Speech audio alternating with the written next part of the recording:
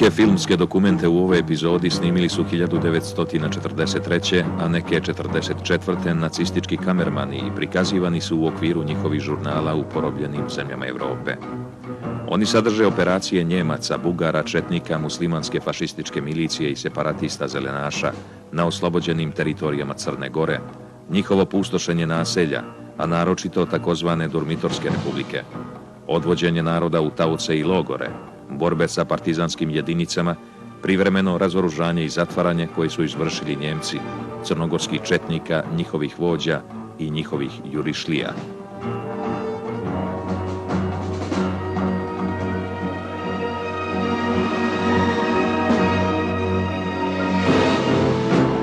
Drugi obimniji dio ovog filmskog materijala snimila su dvojica sovjetskih snimatelja, koji su se spustili padobranima u rejon drugog udarnog korpusa februara 1944.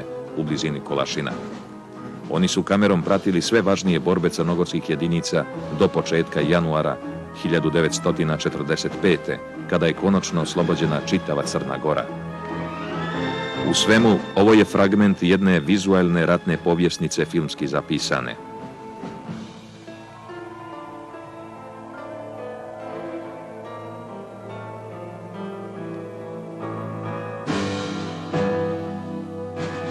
Odmah poslije pete ofanzive i ogorčenih bitaka na Neretvi i Sutjesci i poslije proboja snaga Narodno-slobodilačke vojske iz neprijateljskog obruča, osovinske i kvislinške jedinice preduzele su novu ofanzivu i nova okruženja partizanskih boraca. Članovi britanske vojne misije koja je došla u vrhovni štab sredinom 1943. rekli su: "Slušali smo da se vi borite protiv fašista, ali nijesmo vjerovali da su to tako krvave borbe i da Njemci moraju tolike divizije da šalju protiv vas."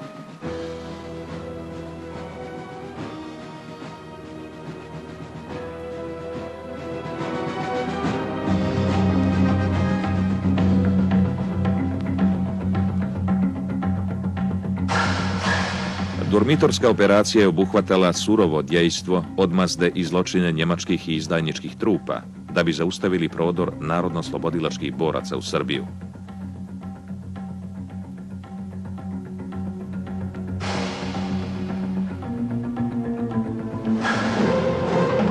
Najžešće borbe su se vodile na masivima i po katunima Durmitorskog prostora. I pored zbjegova, velikog broja ranjenika i nedostatka hrane i sredstava, partizanska borbenost i pokretljivost nijesu se smanjivali.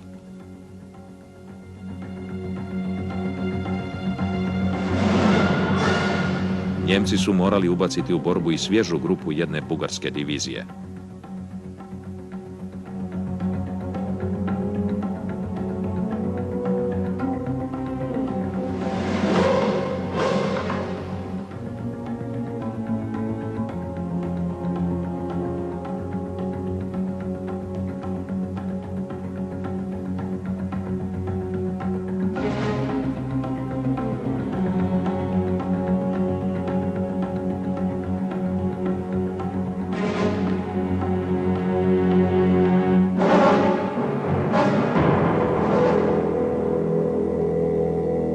Okupator je za potrebe svoje komore nošenje municije, ranjenika i provijanta nasilno mobilizovao ne samo mještane, nego i upregao u svoje ratne pohode i svoje saradnike i sluge, četnike i baliste.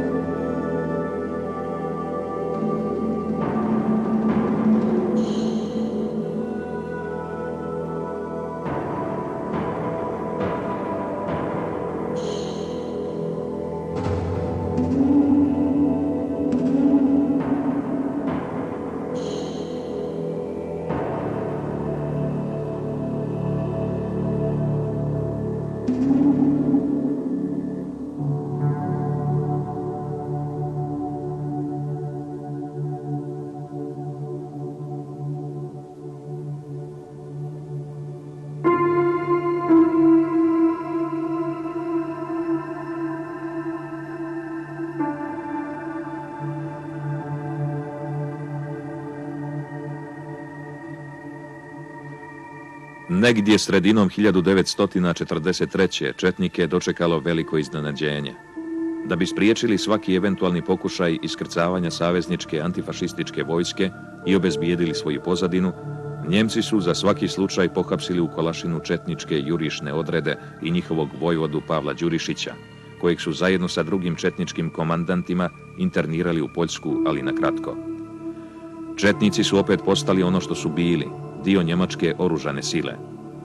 Sljedeće godine, na prijedlog njemačke komande za jugoistok, Hitler je odlikovao Pavla Đurišića ordenom Gvozdenog krsta za njegove vojničke vrline i zasluge u borbi protiv vlastitog naroda.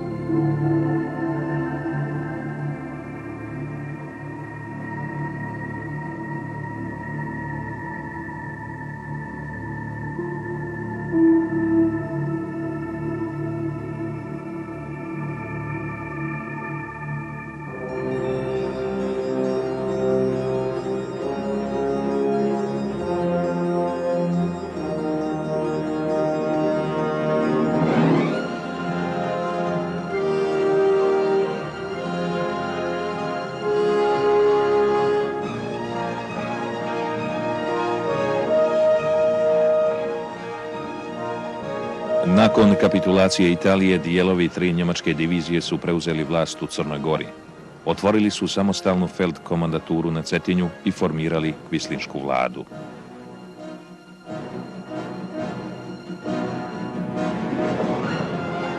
Poslije likvidacije četničkih vođa u manastiru Ostrogu od strane partizanskih brigada, preostali četnički komandanti sa ostacima svoje vojske stupili su u otvorenu saradnju s Njemcima protiv oslobodilačke vojske i zajedno s njima vršili represalije i vodili kaznene ekspedicije. Samo u Andrijevičkom srezu tada je ubijeno 100 osoba.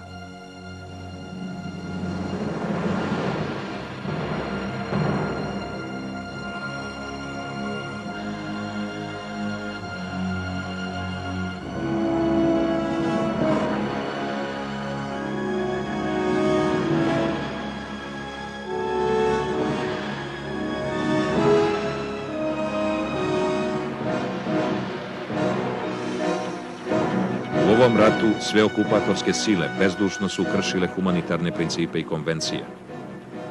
Počinile su nebrojene zločine skupa sa kolaboracionistima nad ranjenim, zarobljenim i oboljelim partizanskim borcima i nezaštićenim civilima.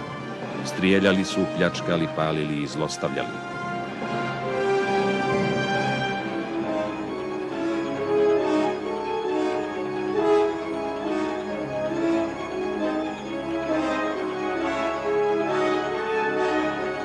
Komunistička partija Jugoslavije je bila u Crnoj Gori okupila oko sebe sve one koji su željeli da Crna Gora i cijela Jugoslavija iz teške istorije stvore bolju budućnost.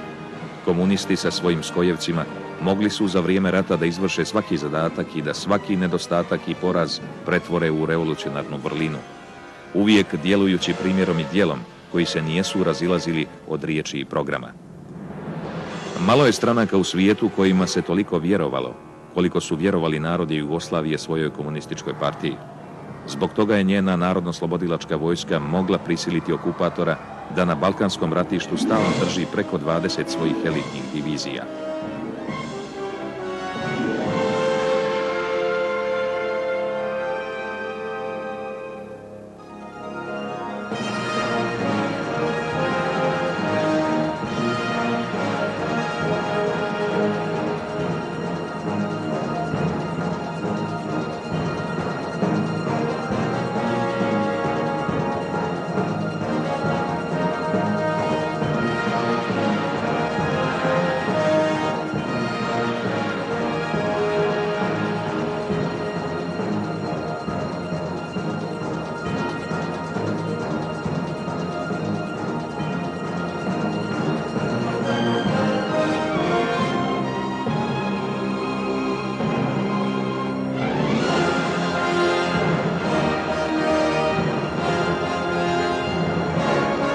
predate dragocjen dokument o dogovoru njemačkih i četničkih komandanata prije njihovog napada na partizanske položaje i njihove zbjegove, a pogotovo dokument o četnicima koji su vezali svoju sudbinu za neprijatelje naše zemlje.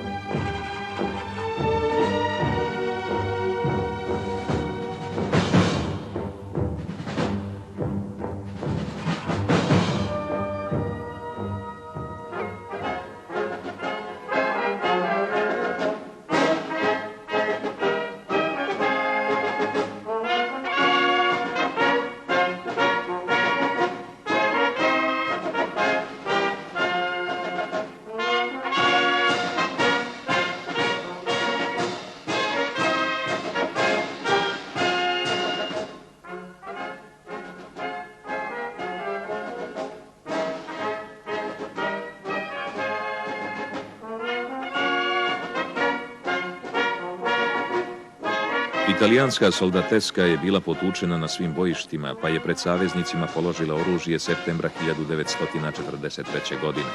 Našim borcima su tada pale u ruke velike količine italijanskog oružja, municije i druge ratne spreme. Radost naših naroda je bila velika. Osjetilo se da je sloboda blizu. Jedan neprijatelj je već bio uništen.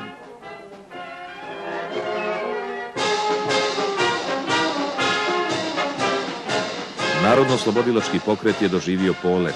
Naoružani su novi borci, a oslobođene nove teritorije. Pod kraj godine 1943. više od polovine današnje Jugoslavije je bilo oslobođeno, a Narodno-slobodilačka vojska je brojila preko 300.000 boraca.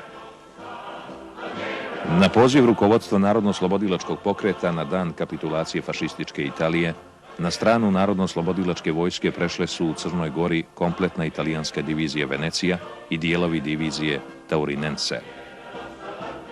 Od njih je odlukom štaba drugog udarnog korpusa formirana Garibaldi divizija u rejonu Pljevalja na samom početku decembra 1943. godine.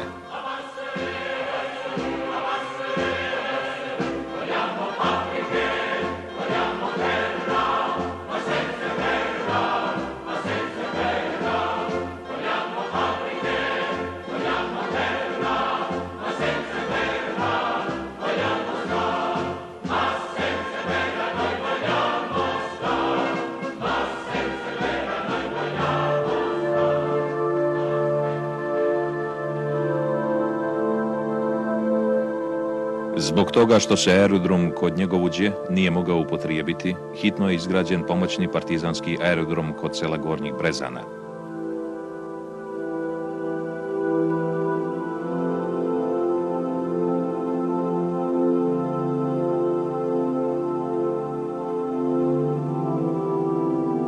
Borbe su nastavljene i trajale su sve dok nijesu svi ranjenici prikupljeni i dok nije u savezničke bolnice u Italiji evakuisano 1059 ranjenika sa toga fronta, zatim 16 savezničkih avijatičara i 3 člana vojne misije u 36 transportnih aviona koje je pratilo 50 britansko-američkih lovaca.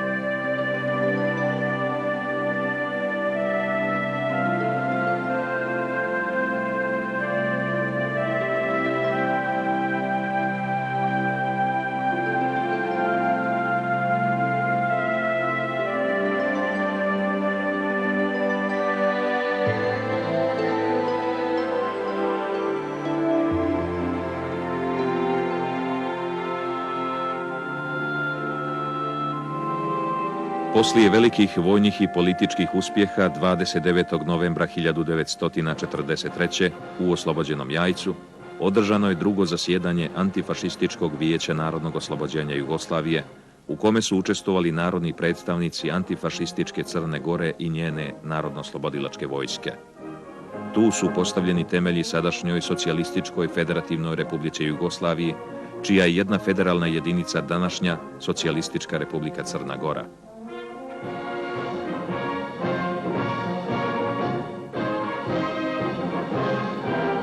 Tokom 1944. na čitavom prostoru Crne Gore nastavljene su borbe protiv njemačkih snaga i njihovih slugu i pomagača, četnika, separatista, muslimanske milicije, balista i italijanskih fašista. Svi su oni bili odsvuda razbijeni i protjerani. Za vrijeme neprijateljskih operacija zimi 1944. Garibaldinci su zajedno sa jedinicama drugog korpusa Narodno-oslobodilačke vojske vodili teške borbe protiv neprijateljskih vojnih formacija na raznim pravcima u Crnoj Gori i Sandžaku. Garibaldi divizija je učestvovala i u dormitorskoj operaciji u ponovnom oslobođenju Kolašina i Berana i u ofanzivnim akcijama za oslobođenje Primorja i njenog zaleđa.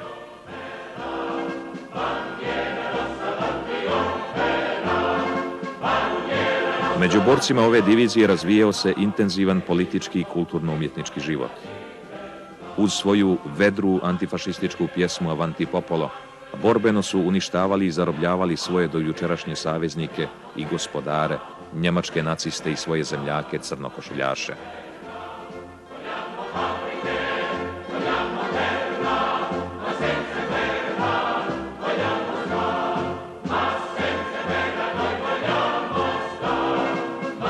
U godini 1944. propale su u Crnoj Gori i posljednje ofanzivne operacije njemačke vojske. Napadi svih vrsta neprijatelja su savladani i natjerani na povlačenje uz njihove velike gubitke.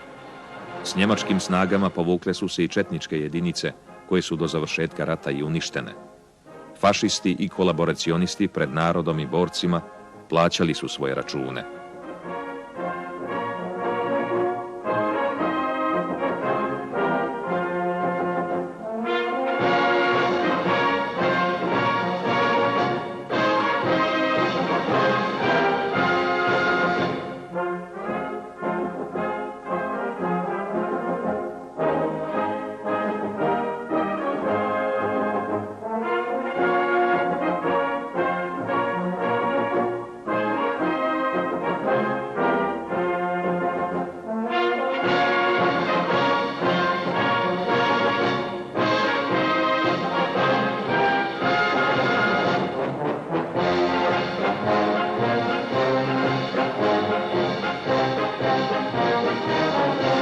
Pružana je naročita medicinska pomoć i njega.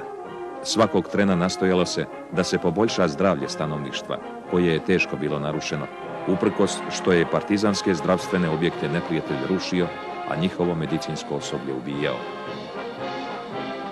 Odavde su mnogi oporavljeni i zaliječeni borci odlazili u nove bitke i pobjede.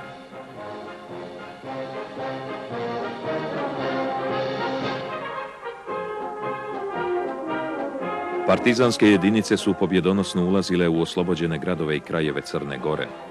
Svoje veselje narod je izražavao pjesmama i kolima, masovnim dočecima i mitinzima, ali i sa golemom tugom, jer mnogih više nije bilo.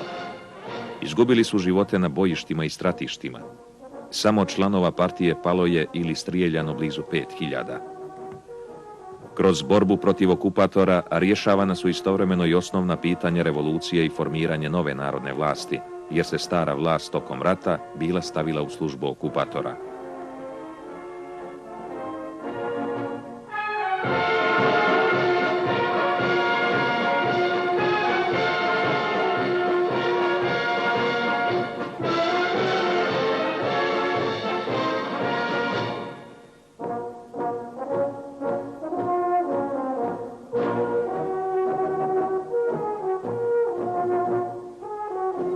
Na slobodnoj teritoriji ili u predahu između bitaka odvijao se svojevrstan život u vojničkim bazama i u pozadini.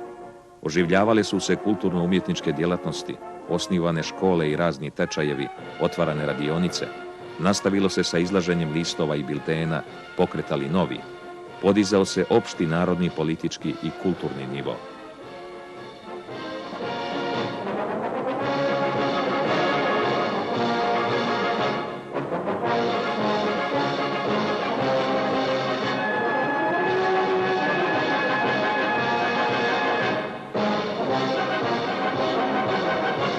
Oko boraca okupljali su se rodoljubi, bez obzira na nacionalnu i vjersku pripadnost. Srećni što je došao kraj fašističkoj sili i njihovim pomagačima i što ih je stigla narodna osveta. Tako je bilo u Bijelom Polju, Ivangradu, Podgorici, Cetinju i Kotoru, svuda na tom velikom oslobodilačkom maršu kroz Crnu Goru. Pobjedonosno oslobođenje Crne Gore počelo je 1941. slavnim 13. julom, prvim i pravim svenarodnim oružanim ustankom u Drugom svjetskom ratu, u godini kada sile osovine bilježe uspjeh na svim svojim frontovima. Ustanak je bio temeljito pripremljen. U njemu je učestvovalo 35.000 boraca. Za svega nedjelju dana oslobođena je čitava unutrašnjost Crne Gore, izuzev nekoliko većih gradova.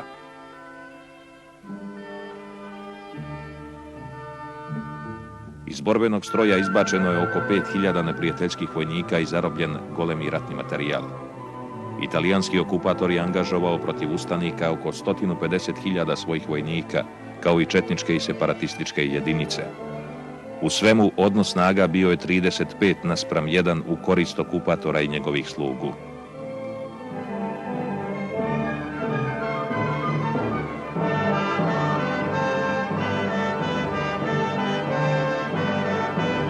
Iako je još trebalo ratovati gotovo godinu dana, iako je još trebalo slamati otpor neprijatelja i ginuti, slavlje što smo se sami oslobodili i ponos što smo se borili za dobro čovjeka, bili su ipak nepomućeni i jači od svega.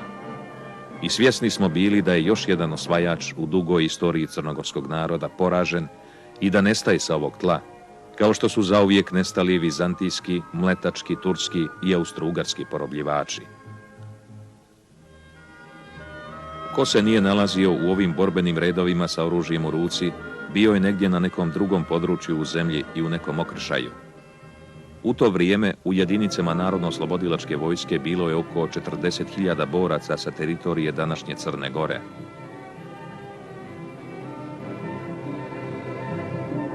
Od početka četničke kontrarevolucije i izdaje i intervencije jakih fašističkih snaga, dio crnogorskih boraca svrstanih u nekoliko proleterskih brigada, 4. i 5. crnogorska, 2 bataljona 1. proleterske i 3 bataljona sandžačke, odigrali su značajnu ulogu u razvoju oslobodilačkog rata i revolucije i u ostalim krajevima zemlje.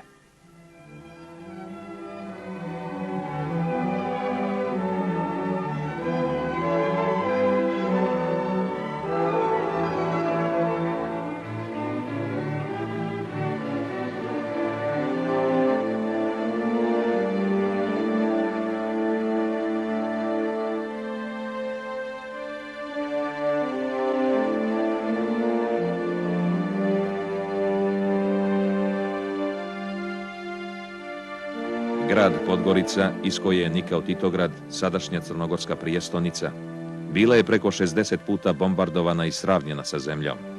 Na dan svoga oslobođenja imala je pola stanovništva manje nego prije toga 4 godine, uoči rata 1941.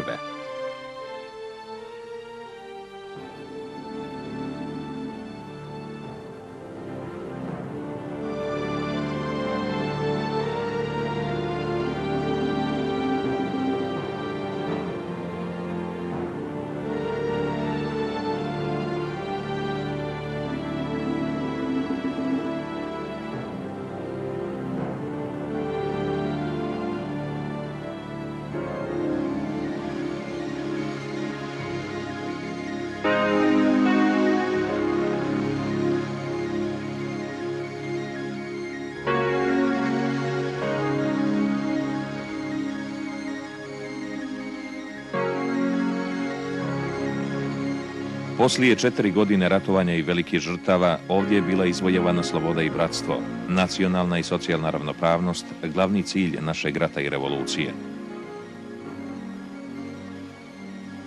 Početkom januara 1945. bila je čitava Crna Gora definitivno slobodna.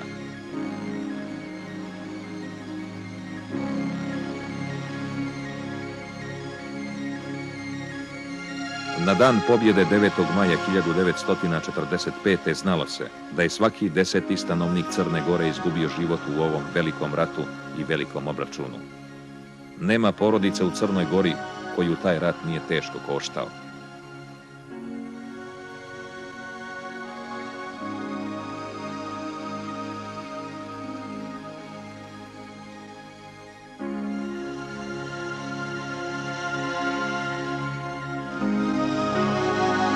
Kad se zbroje gubici iz 2 Balkanska rata, pa iz Prvog i Drugog svjetskog rata, Crna Gora je za kratko vrijeme izgubila blizu 100.000 duša, uglavnom prve borbene linije.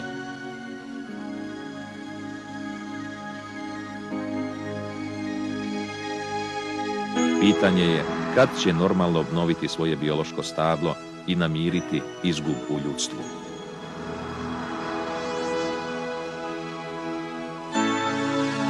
Kad je čuo koliko je oduvijek malen broj Crnogoraca, Bernard Shaw je u svom načinu mišljenja uzviknuo: što je to dobro. Vas treba, kao i nas Irce, s vremena na vrijeme uništavati, da bi se ostatak održavao u što boljoj borbenoj kondiciji.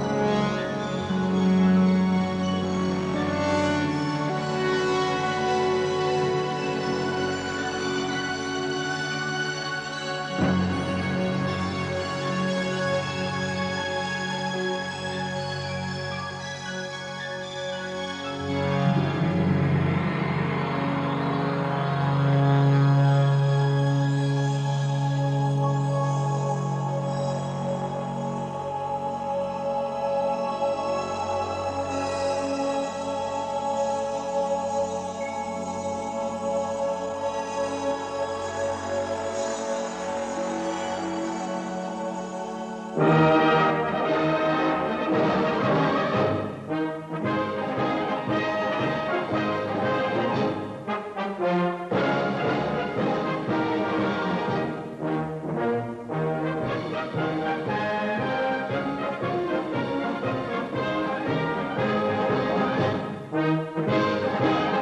je prva svečanost i parada u čast 13. jula u Kolašinu 1944. godine. Život i rad u ovom oslobođenom gradu, pored slavlja i parada, počeli su dobijati mirnodopske oblike i sadržaje.